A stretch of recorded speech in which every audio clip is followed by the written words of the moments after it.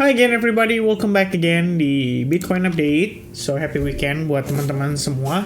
Weekend hari ini kalau kita lihat ini kan baru bukan tanggal sih ya, lebih tepatnya hari Sabtu ya, pergerakan Bitcoin di sepanjang hari Sabtu.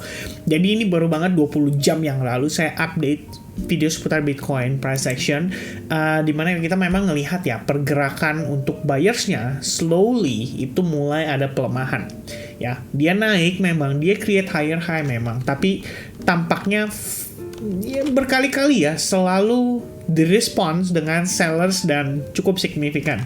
Bahkan hari ini baru banget tadi siang ya, ini last time saya kasih update ke teman-teman advance group. Saya mengatakan di sini bahwa kita melihat progresnya itu cenderung korektif. Jadi kalau kita lihat di sini ya, pertama teman-teman progress rising wedge itu masih ada di sana. Rejection kembali terjadi lagi-lagi dari area sekitar 29.800 ya. Ini udah dekat-dekat banget sama 30.000. Jadi memang 30.000 itu menjadi tahanan yang sangat kuat untuk Bitcoin saat ini.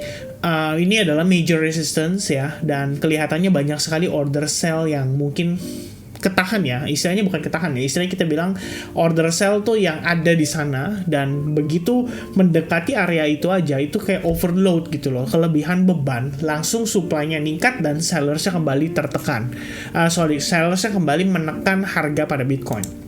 Jadi setelah kita perhatikan juga, ini terakhir saya update sekitar jam 2 siang ya, impulsif turun, kemudian naiknya korektif. Tentu saja ini adalah sebuah sign ya bahwa buyers kelihatannya exhausted ya. Baru banget kemarin kita update di video terakhir, saya sempat bahas ya ini kita bahas soal potensi daripada sellers itu. Dan akhirnya kita mendapati posisi pada Bitcoin akhirnya terreject gitu ya. Jadi kalau kita lihat update saat ini, teman-teman sekalian, di sepanjang pergerakan hari ini kita ngelihat Bitcoin tuh tertekan. Dari tadi siang sekitar jam ya berapa nih? Jam 12-an ya, sampai jam 3 sore itu udah tertekan. Sebenarnya sempat mendapat reaksi yang lumayan signifikan ya. Tampaknya seperti mempertahankan area trendline dari rising wedge, tapi pada akhirnya setelah sedikit tersideways di range price ini. Jadi kalau kita lihat begitu dia turun ya, di sini break atas lowest price di sesi Asia, kemudian harganya holding sedikit di sana dan akhirnya bam, rejection kembali terjadi, sellers masuk dan mendominasi pergerakan ya. Begitu dia break dari rising wedge, harganya tuh turunnya langsung signifikan banget sampai di kisaran tadi lowestnya tuh di 28.290-an. Kemudian semenjak kita testing ke area demand zone yang terbentuk pada time frame yang di 1 jam ya, teman-teman bisa lihat di sini.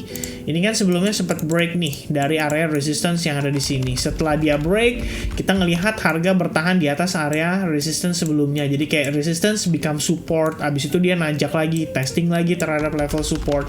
Jadi memang area yang cukup penting itu datang dari kisaran harga $28.300. Jadi begitu testing ke sana tuh langsung dapat reaction, harga langsung mantul naik. Tapi saya pikir kenaikan ini sifatnya bisa dikatakan ya cenderung hanya untuk koreksi saja atas penurunan yang terjadi. Jadi anggapannya teman-teman, secara bias di jangka pendek, sellers lebih mendominasi pergerakan market. Ya, kalau misalnya teman-teman di sini memperhatikan di video terakhir yang saya sempat share ya, baru banget tadi pagi, kemarin pagi lebih tepatnya. Memang pada saat ini pullback-nya ini akan saya coba manfaatkan untuk menjadi peluang melakukan short. Jadi saat ini yang saya pengen perhatikan ya sebenarnya, yang pengen saya istilahnya expect lah terjadi pada Bitcoin adalah kenaikan sekali lagi ya, testing semakin tinggi semakin bagus, kalau bisa deket-deket area supply zone-nya supaya risk and reward untuk entry-nya juga jadi ideal, ibaratnya seperti ini gitu ya, pemanfaatan di lower time frame just untuk quick trade aja. Dan di 1 jam kalau misalkan kita nggak nyampe supply zone, paling enggak saya pengen lihat dia testing ke exponential moving average 21. Nanti begitu di dekat-dekat level itu, saya perlu perhatikan lagi data lanjutan daripada si price action-nya sendiri.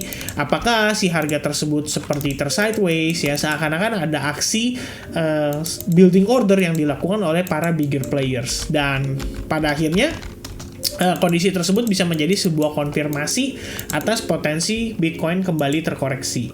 Jadi saya lihat di sini juga terbentuk inverse V formation ya. Ini sebuah indikasi bahwa sellersnya itu mendominasi untuk pergerakan saat ini, dan pullbacknya ini sebatas untuk mencari potensi lower high ya. Anggapannya teman-teman bisa aja ngelihat ini juga sebagai sebuah head and shoulders pattern mungkin nantinya. Oke. Nah, satu yang pengen saya take note juga adalah time frame yang besar, yang 4 jam. Jadi kalau kita kembali lagi ke daily, sebetulnya kan ini kita masih bergerak di dalam sebuah trend line ya, trend line yang terbentuk dari triangle pattern yang ada di sini. Nah, ini yang sebenarnya saya pikir bisa menjadi sebuah potensi pergerakan ya untuk midterm-nya. Jadi selama kita belum break dari 30.000 atau kita belum break dari $27.000, maka Bitcoin bisa aja hanya sekedar tersideways saja di dalamnya. Jadi kalau misalkan tadi saya katakan ya teman-teman, ya ini saya personally sih, kalaupun saya pengen tradingkan Bitcoin, risk and reward-nya itu harus ideal. Jadi sebisa mungkin saya dapat harga agak lebih di atas, dan untuk targetnya sendiri, untuk resikonya sendiri, saya akan set di minimal aja. Jadi saya nggak mau ambil resiko terlalu besar. Reasonnya satu, yaitu kita belum mendapatkan bias yang jelas. Jadi direction yang dipilih oleh player saat ini atau market maker saat ini itu belum cukup jelas. Ya, kita perlu tahu di sini market maker tuh lebih prefer untuk ngelihat Bitcoinnya break 30 atau 27.000 karena mereka yang punya uang, mereka yang bisa ngatur flow-nya. Dan kita kalau misalkan tradingkan di dalam ini, range kita tuh sangat terbatas, jadi sangat tipis. Dan kalau misalkan shortnya agak di bawah aja, ya malah jadi kayak tanggung gitu ya, risk and rewardnya kayak buat apa, terlalu minim lah istilahnya, terlalu beresiko lah untuk dipaksakan lakukan transaksi. Tapi satu hal yang pasti, kalau kita lihat, ini yang tadi saya sampaikan ya di teman-teman di advance, intinya proses penurunan impulsif, naiknya korektif, dan akhirnya kita ngedapetin rejection ya, kembali terjadi pada area resistance yang sama pada pergerakan sebelumnya, dan sellersnya quite strong ya so far. Jadi terlihat tekanan dari sellers itu lumayan kuat dari level tersebut. Nah, saat ini tentunya saya personally mungkin akan lebih prefer untuk mencari alternatif ya untuk melakukan short. Jadi pribadi sih ada beberapa yang masuk ke dalam watchlist, seperti misalnya di LTC. Kalau kita lihat di sini, dia biasanya lebih jelas ya dibandingkan dengan Bitcoin. Bitcoin masih sideways, LTC itu udah clear breakdown dari trend line-nya. Jadi ibaratnya base yang terbentuk di sini pun sudah berhasil di break. Jadi kalau misalkan memang ada pullback, proses pullback ini mungkin hanya untuk koreksi aja dan potensi lower high-nya. Pada akhirnya bisa jadi sebuah peluang untuk dimanfaatkan kembali. Mungkin untuk LTC di update besok ya, saya akan update juga untuk sharing ke teman-teman kira-kira gimana progres daripada LTC, apakah di sini bisa jadi peluang menarik atau sekedar pergerakan sideways saja di sepanjang akhir pekan. Alright, so untuk closing daily ya, ini tambahan sedikit teman-teman. Kalau misalnya kita lihat closingnya seperti ini, waspada, ini berarti ada potensi terbentuk bearish engulfing, dan ini artinya kenaikan yang terjadi kemarin itu sifatnya temporary. Pada akhirnya Bitcoin respect ya dengan data yang dirilis oleh badan-badan di Amerika Serikat ya. Jadi terkait dengan NFP, employment, dan employment cost index. Sorry teman-teman, saya kelupaan ya. ECE ya, Employment Cost Index. In total ternyata cenderung positif, dan ini adalah indikasi yang sebenarnya nggak gitu bagus. Makanya kemarin kita sempat bahas juga di video update Bitcoin terkait dengan fundamentalnya dari sisi data ya, NFP, unemployment rate, dan lain-lain.